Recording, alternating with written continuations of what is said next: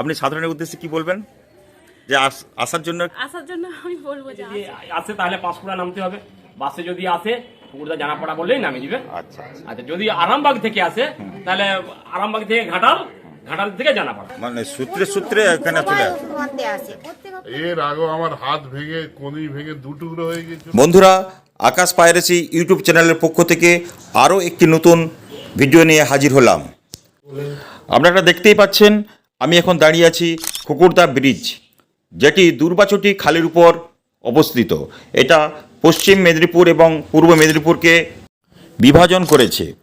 আমি এখন যাব খুকুরদা জানাপাড়া নামে বিখ্যাত সেই একটি মহাপ্রভুর মন্দিরে, যেখানে দীর্ঘ 300 বছর ধরে পরিচিত মানুষের কাছে হাড় ভাঙা ব্যথা বেদনার জন্য ঔষধ দেওয়া হয়, কান ফুঁড়ে শিকড় বেঁধে দেওয়া হয়, তারপর সেই ব্যথা বেদনা সব দূর হয়ে যায়। সেইখানে আপনাদের নিয়ে যাব, চলুন দেখতে থাকুন সেই জানাপাড়ার মহাপ্রভুর স্থান। যারা ম্যাচগ্রাম হয়ে আসবেন তাদের উদ্দেশ্যে বলছি, তারা আসবে খুকুরদা বাস স্ট্যান্ডে।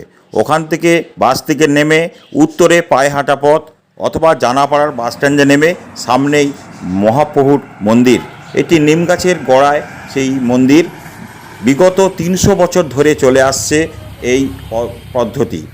কানে শিকড় বেঁধে দেওয়া হয়, কান ফুঁড়ে, তারপর তার ব্যথা বেদনা দূর হয়ে যায়।